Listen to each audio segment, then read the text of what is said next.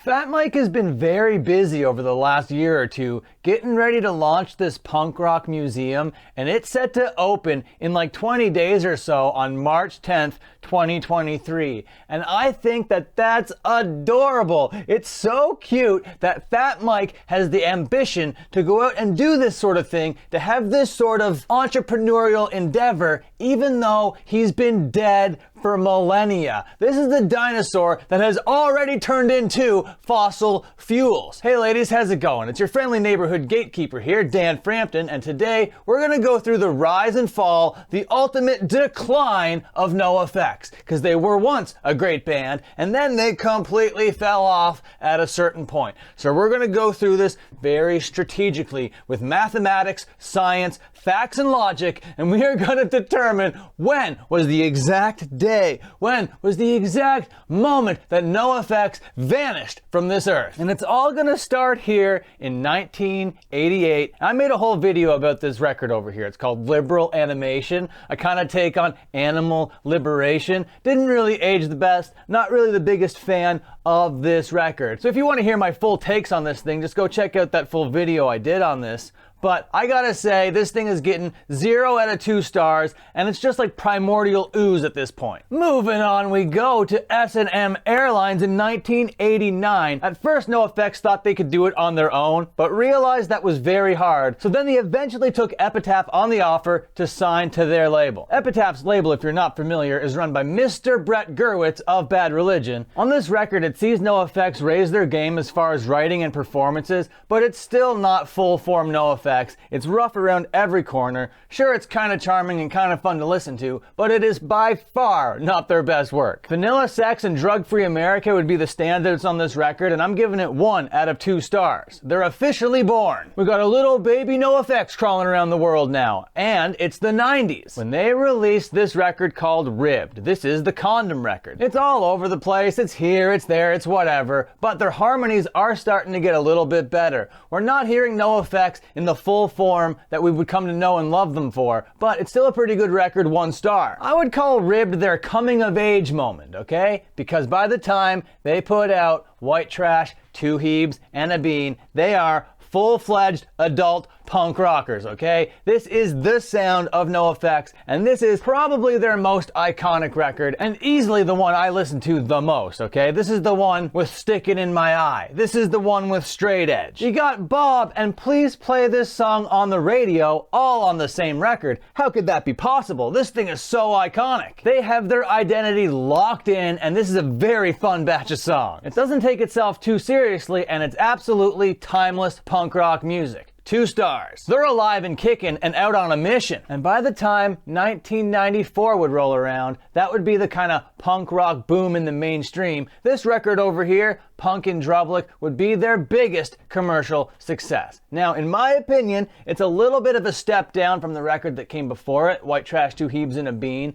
but it's still pretty good. It's got some pretty memorable moments. It's got some pretty banger songs, but it's just not the strongest NoFX record. I'm only giving this thing 1 out of 2 stars. But it did grow the band and their notoriety. Got them on TV and it got them on festivals and stuff like that. So you can't be hating on Punk in Drublic. There's even a whole festival with this name now. That's how iconic it is. Craft beer and punk rock music. Who'd have thought? And then in 1996, we get over to this crude endeavor over here called Heavy Petting Zoo. This thing has maybe like 2 or 3 good songs on it. 0 out of 2 stars. I'm not gonna call them quite dead yet. They have their full stride going here, but it's just not a record that I revisit a lot. I don't like this record at all. But you know what record I do like? This record that came out right after it. So Long and Thanks for All the Shoes. This thing is a chaotic mess. It's scattered, it's written really quickly, it's unfocused, and in my opinion, that's NoFX at their best. And you gotta love that kind of like go into the studio, just bang out a couple songs, and while they do that, they put out so many memorable hits. Just cranking them out. It's my job to keep punk rock elite. Murder the Government, Monosyllabic Girl, I'm Telling Tim, Eat the Meek. These are all songs on this record. Very strong batch of songs, 2 stars. I see you. And then in 1999, they do the exact opposite thing of being chaotic messes in the studio, and they sit down and focus. They put out this very thoughtful and very ambitious record called The Decline. And the thing about this record is it is only 1 song. 1 18-minute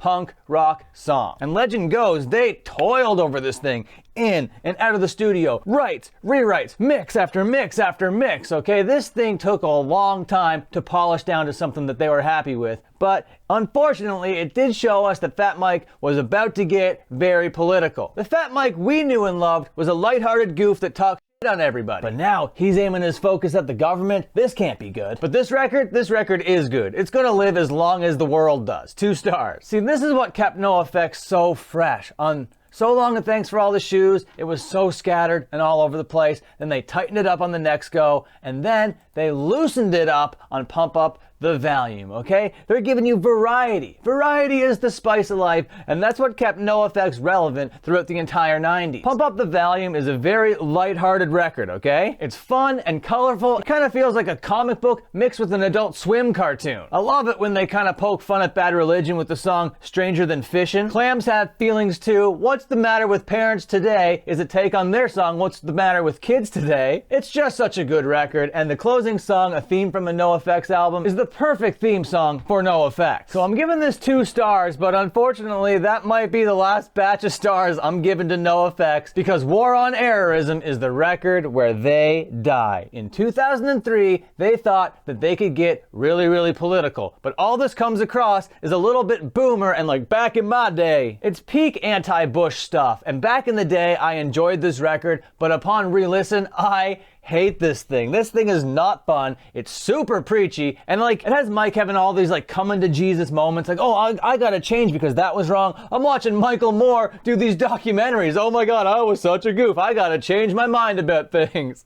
So he's trying to get woke, but he's not really woke. It's just such a weird political minefield that I have no idea why you'd want to put this stuff out. 0 stars, absolutely dead, dead, dead, dead, dead. And they continue on being dead in 2006, putting out this thing here, Wolves in Wolves Clothing. Now I know a lot of people, and especially a lot of modern day NoFX fans or whatever, think that this is their best effort. And I'm here to tell you, you're wrong. 0 stars. This thing is trash. They're still dead in 2009 where they put out Coaster, but this thing has a couple cool songs on it, and it's starting to show that Fat Mike can be a little bit political, but also balance it with some fun. Because the first song on here, We Called It America, is actually an awesome song, and it shows Fat Mike not being too cool to use some woes. There's a lot of woes in the song, even though he's against the woes. But really, there's only a couple good songs on here, but those couple good songs are good enough to earn this band their final star. And self-entitled here, if you like NoFX, then yeah, maybe you're gonna be like, yeah, this is just another batch of NoFX songs, but this is just so tired, so boring, I cannot stand it. And then in 2016, they thought they could still put out music here. First ditch effort. It's just another batch of just like the same drum beat, the same guitar riff, the same kind of annoying vocal delivery. This stuff is awful. So for about 20 years, all the way from Pump Up the Volume until 2020, I didn't even consider NoFX to be a band on this earth, okay? I didn't follow them, I didn't listen to them. Today was the first day that I listened to all these records, okay? And I was perfectly fine having NoFX in the rear view mirror. But in 2020, when Fat Mike did this whole thing called Live at Fatties, which was like almost a year into the pandemic, in September of 2020, when outdoor regulations were lifted, but you still couldn't have like indoor shows, he decided to do this whole live stream thing. He got a bunch of bands to play and he sold virtual tickets, and it was a whole thing. It was very, very fun. And it was during this set that I realized,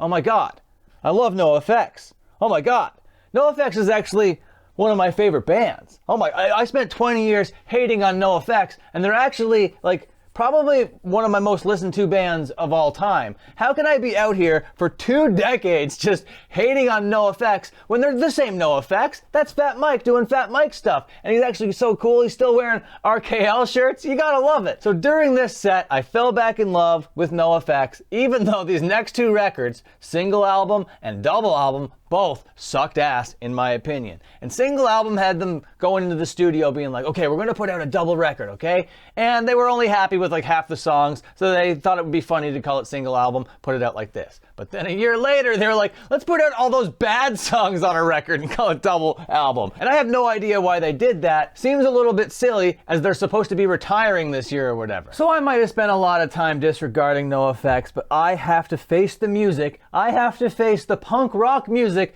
that I actually think NoFX is one of the most enduring bands in punk history, even though they have been dead for over half their career. Okay, see ya.